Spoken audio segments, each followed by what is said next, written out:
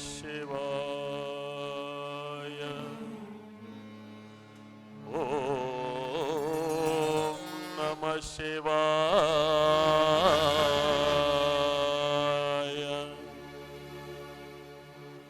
ನಮಃ ಶಿವಾಯ.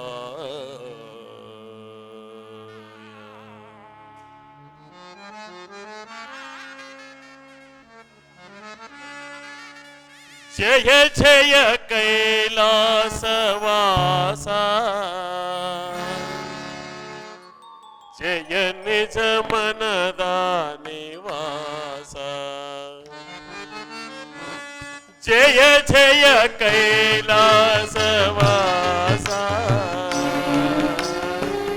ಜಯ ನಿಜ ಮನದ ನಿವಾಸ. ಜಯ ಶಿವ ಶಂಕರ, ಜಯ ಪರಮೇಶ್ವರ.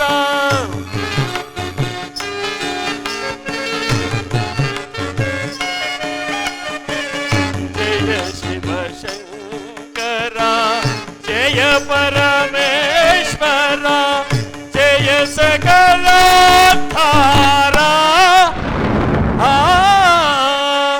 ಜಯ ಸಕಲೋದ್ಧಾರ.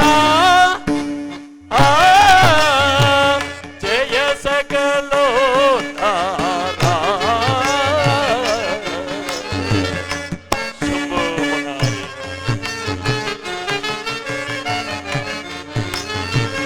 ಜಯ ಸಕಲೋದ್ಧಾರ.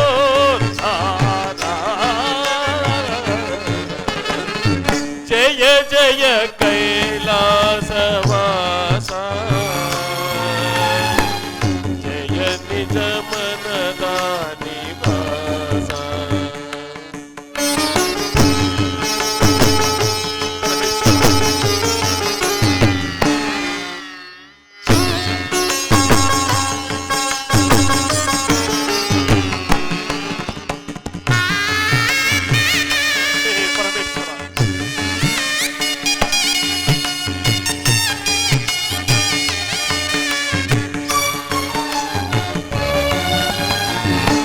ನಿನ್ನನೆ ನಂಬಿಹೆ, ನಿನ್ನನೆ ಭಜಿಸಿಹೆ. ಸಂತಾನ ಭಾಗ್ಯಕ್ಕೆ ನಾ ಹಂಬಲಿಸಿಹೆ.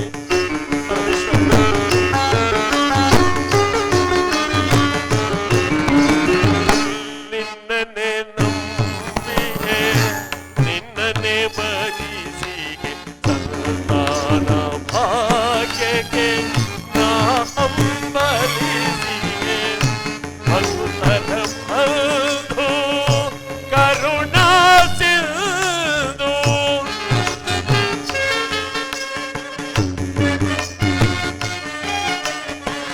ಭಕ್ತರ ಬಂಧು ಕರುಣಾ ಸಿಂಧು. ದಯ ಮಾಡವರ ನೀಡೋ ನೀ ಬೇಗ ಬಂದು.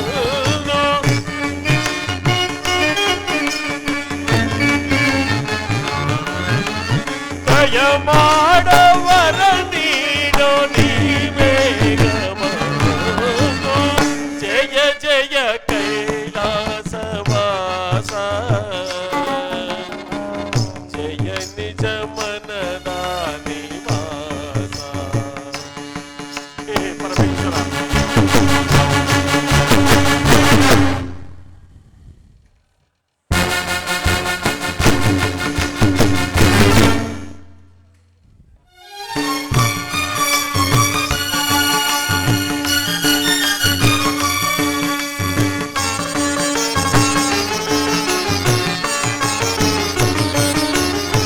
ಸ್ಮರಣ ಮಾತ್ರದಲ್ಲಿ ಕರುಣೆ ತೋರಿ ಕಾಪಾಡುತ್ತೇವ ನೀನು. ಬೇಡಿಕೊಂಬೆ ಪರಶಿವನೆ ನಿನ್ನ ಪೂರೈಸು ಬಯಕೆಯನ್ನು. ಭಕ್ತ ವತ್ಸಲನೆ ಎನ್ನ ಪ್ರಾರ್ಥನೆಯು ಕೇಳದೇನು ಸ್ವಾಮಿ. ಕರುಣೆ ತೋರಿಸಿ ಮೊರೆಯ ಲಾಲಿದ ಕಾಯ ಭಕ್ತ ಪ್ರೇಮಿ. ಶಂಭೋ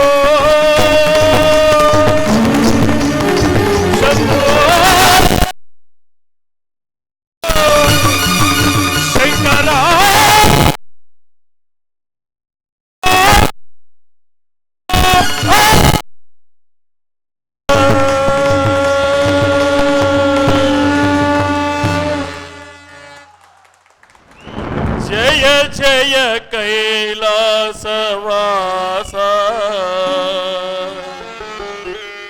జయ నిజ మనదా నివాస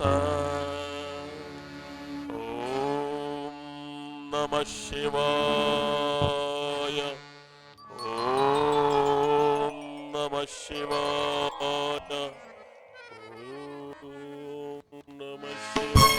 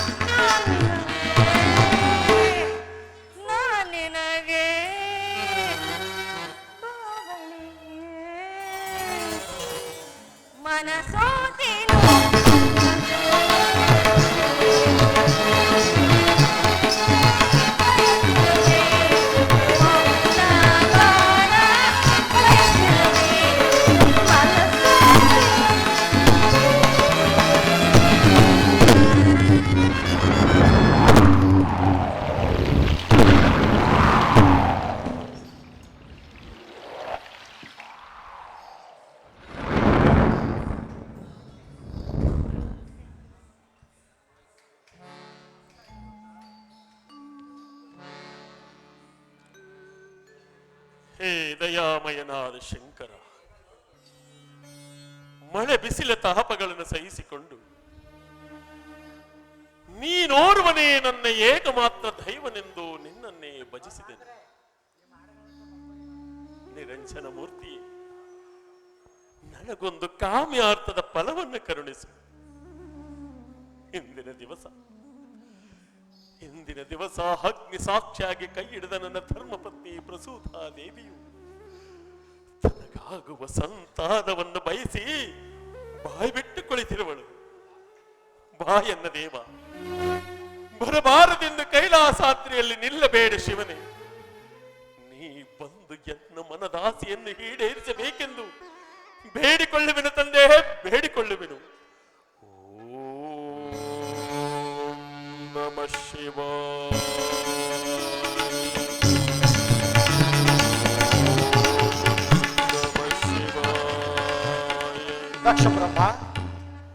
ದಕ್ಷ ಬ್ರಹ್ಮ, ನನಗೆ ಮಂಗಳವಾಗಲಿ. ಬಂದೆಯಾ ದೇವ, ಭಕ್ತವತ್ಸಲನೇ, ದಿಗಂಬರನೇ, ಭಕ್ತ ಪರಾಧೀನ. ಇದೋ ನನ್ನ ಅನಂತ ನಮಸ್ಕಾರಗಳನ್ನು ಸ್ವೀಕರಿಸು ದೇವಾ, ನನ್ನ ಅನಂತ ನಮಸ್ಕಾರಗಳನ್ನು ಸ್ವೀಕರಿಸು. ದಕ್ಷ ಬ್ರಹ್ಮ, ನನ್ನನ್ನು ಭಜಿಸಲು ಕಾರಣವೇನು? ದೇವ, ದಯ ಮಾಡಿ ನನಗೆ ಸಂತಾನ ಭಾಗ್ಯವನ್ನು ಕರುಣಿಸಬೇಕೆಂದು ಬೇಡಿಕೊಳ್ಳುವೆನು ತಂದೆ. ನಿನಗಿಲ್ಲ ನಿನ್ನ ಉದರದಲ್ಲಿ ಸಂತಾನ ದಕ್ಷ ಬ್ರಹ್ಮ. ಆದರೆ ನಿನ್ನ ಶಿವಭಕ್ತಿ ಎಂಬ ಗಿಡವು ಹೂ ಬಿಟ್ಟು ಕಾಯಾಗಿ ಅನೇಕ ಹಣ್ಣುಗಳಿಂದ ಕೂಡಿದ ವೃಕ್ಷವಾಗಿರುವುದು. ಹೀಗಿರುವಾಗ ನೀನೇಕೆ ಚಿಂತಿಸುವೆ ನಿನ್ನ ಪೂರ್ವಕರ್ಮದ ಋಣಾನುಬಂಧ? ಪೂರ್ವಕರ್ಮದ ಋಣಾನುಬಂಧ ಎಲ್ಲಿಂದ ಬಂತು ದೇವಾ? ನಿನ್ನನ್ನು ನೋಡಿದ ಮೇಲೆ ಪೂರ್ವಕರ್ಮದ ಋಣಾನುಬಂಧ. ಮನಸಾರೆ ಮೆಚ್ಚಿಸಿದನು ಮಕ್ಕಳಿಗಾಗಿ ಮಹೇಶ್ವರ, ಮಕ್ಕಳಿಗಾಗಿ. ನೀ ಕೊಡದ ವಸ್ತುವಿಲ್ಲ ಈ ಜಗತ್ತಿನಲ್ಲಿ, ನೀನರಿಯದ ವಸ್ತುವಿಲ್ಲ ಈ ಬ್ರಹ್ಮಾಂಡದಲ್ಲಿ. ದೇವ, ನಿಜ ಭಕ್ತನಾದ ನನ್ನನ್ನು ನಿರಾಕರಿಸದೆ ನನಗೆ ಸಂತಾನ ಭಾಗ್ಯವನ್ನು ಕರುಣಿಸಬೇಕೆಂದು ಬೇಡಿಕೊಳ್ಳುವೆನು ತಂದೆ, ಬೇಡಿಕೊಳ್ಳುವೆನು. ದಕ್ಷ ಬ್ರಹ್ಮ, ಸ್ತ್ರೀ ಪುರುಷರುಗಳಲ್ಲಿ ಅದಾವ ಸಂತಾನವನ್ನು ಬಯಸುತ್ತಿರುವೆ? ದೇವಾ, ನಿನ್ನ ನಿಜ ಭಕ್ತನಾದ ನನಗೆ ಅಷ್ಟೊಂದು ಅರಿವಿಲ್ಲವೇ ತಂದೆ? ಗಂಡು ಮಕ್ಕಳ ಭಾಗ್ಯಕ್ಕಿಂತ ಹೆಣ್ಣು ಮಕ್ಕಳ ಭಾಗ್ಯವೇ ಭಾಗ್ಯ. ಹೆಣ್ಣನ್ನು ದಾನ ಮಾಡಿ ಪುಣ್ಯವನ್ನು ಗಳಿಸಿದರೆ ಆ ಕನ್ಯಾ ದಾನದಿಂದ ಕೋಟಿ ಹೆಜ್ಜೆ ಬಲಗಳು ದೊರೆಯುತ್ತವೆ. ಅವರು ಸುಪುತ್ರಿಯರಾದರೆ ಇಹ ಪರಗಳನ್ನು ಸರಿಗೊಳಿಸುವ ಸೂತ್ರಧಾರಕರಾಗಿ ತಂದೆ ತಾಯಿಗಳಿಗೆ ಮೋಕ್ಷದ ಆದಿಯನ್ನು ಕಲ್ಪಿಸುವರು. ಆ ಹೆಣ್ಣು ಮಕ್ಕಳ ಪ್ರೀತಿಯು ತಂದೆ ತಾಯಿಗಳಲ್ಲಿ ಗಂಡಿಗಿಂತಲೂ ಅಪಾರವಾದದ್ದು. ಆದ್ದರಿಂದ ಆದಿಶಕ್ತಿ ಕಳೆಯುಳ್ಳ ಅನೇಕ ಪುತ್ರಿಯರನ್ನು ದಯಪಾಲಿಸಬೇಕೆಂದು ಬೇಡಿಕೊಳ್ಳುವೆನು ತಂದೆ. ನಿನ್ನ ವಿವೇಕಕ್ಕೆ ಮೆಚ್ಚಿದನು ದಕ್ಷ ಬ್ರಹ್ಮ. ಯಾವ ಸುರಗಂಧರ್ವರ ಸುರಭೂಮಿಯಲ್ಲಿ ಪುತ್ರಿಯರ ವಾತ್ಸಲ್ಯವೆಂಬ ಪವಿತ್ರವಾದ ಧರ್ಮವನ್ನು ಪ್ರತಿಷ್ಠೆ ಮಾಡಬೇಕೆಂದಿರುವ ನೀನೇ ಭಾಗ್ಯಶಾಲಿ. ಅದು ಅರ್ಥ ನೋಡು. ಆದಿಶಕ್ತಿಯು ಅನಂತ ರೂಪವನ್ನು ತಾಳಿ ಸುಂದರವಾಗಿ ಬರುತ್ತಿರುವ ಆ ನಿನ್ನ ಬಹುಮಂದಿ ಪುತ್ರಿಯರನ್ನು ನಿನ್ನ ದಕ್ಷ ಮಂದಿರಕ್ಕೆ ಕರೆದುಕೊಂಡು ಹೋಗಿ ಅವರಿಗೆ ಕಲ್ಯಾಣವನ್ನು ಮಾಡಿ ನಿನ್ನ ಧರ್ಮ ಪತ್ನಿಯೊಡನೆ ಸುಖವಾಗಿ ಬಾ. ಧನ್ಯೋಸ್ಮಿ ದೇವ. ಪರಮೇಶ್ವರ, ಏಕೆ ದಕ್ಷ ಬ್ರಹ್ಮ? ನನ್ನ ಧರ್ಮ ಸಂತೋಷವಿಲ್ಲವೇ? ಮಹದಾಸಿ ಹೊಂದಿರುವುದು ದೇವ. ಅದೇನು ಹೇಳುವಂತ ನಾವು ಜಗನ್ಮಾತೆಯಾದ ಆದಿಶಕ್ತಿಯು ನನ್ನ ಮಗಳಾಗಿ ತಾವೇನೆಂಬ ಜಾಮಾತರಾಗಬೇಕೆಂಬುದು ದಯಮಾಡಿ ಕರುಣಿಸಿ ದೇವ. ತಥಾಸ್ತು. ಧನ್ಯೋಸ್ಮಿ ದೇವ, ಧನ್ಯೋಸ್ಮಿ.